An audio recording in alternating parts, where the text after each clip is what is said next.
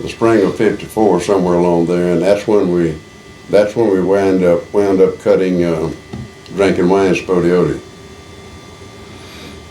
And we'd go back in every once in a while, and I was down there almost every day after I get off from work. I'd go home, clean up, go down there, more or less I knew I wouldn't be doing anything, but I'd go down and see who else was there.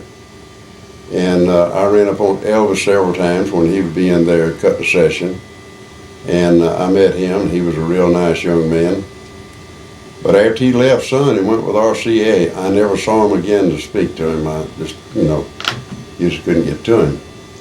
And of course, I met Johnny Cash. I saw him cut a session. Johnny and I have a child born on the same day in the same hospital.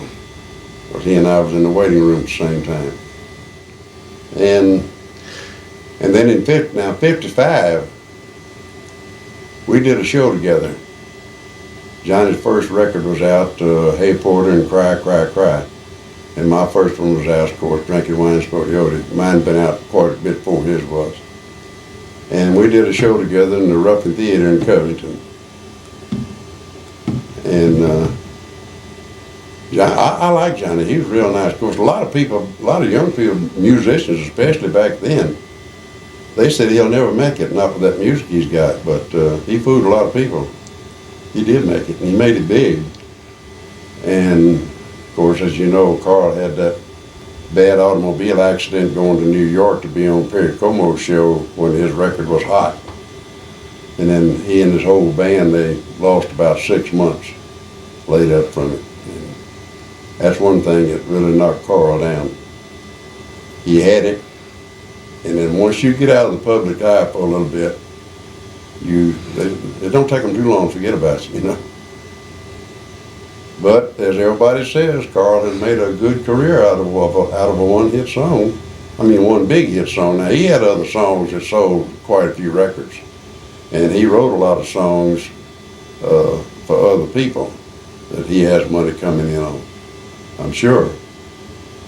But for as a big hit, like a million seller, that was the only one he had, and incidentally, he was the first million seller to come out of Sun Studios too. Johnny Cash had a million sellers, I'm sure, and so did Jerry Lee Lewis. But Carl was the first one. I know that for sure. And I guess mine probably sold at least 50.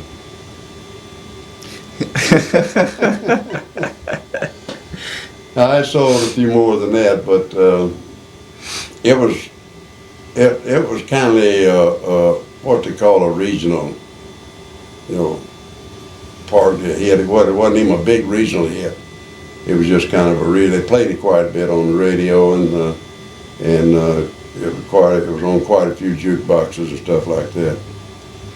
But in '55, when I came out on Meteor with Yakety Yak and a gal named Joe, actually I heard it on more jukeboxes than I did my Sun record.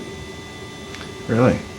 Because they were jukebox type songs, Had that swinging steel guitar on them and piano, and we didn't have drums, but I had put paper and the strings on my guitar and made it sound like a snare. It was going like that. And that's from '55. And you can listen to the song today, and you can hear that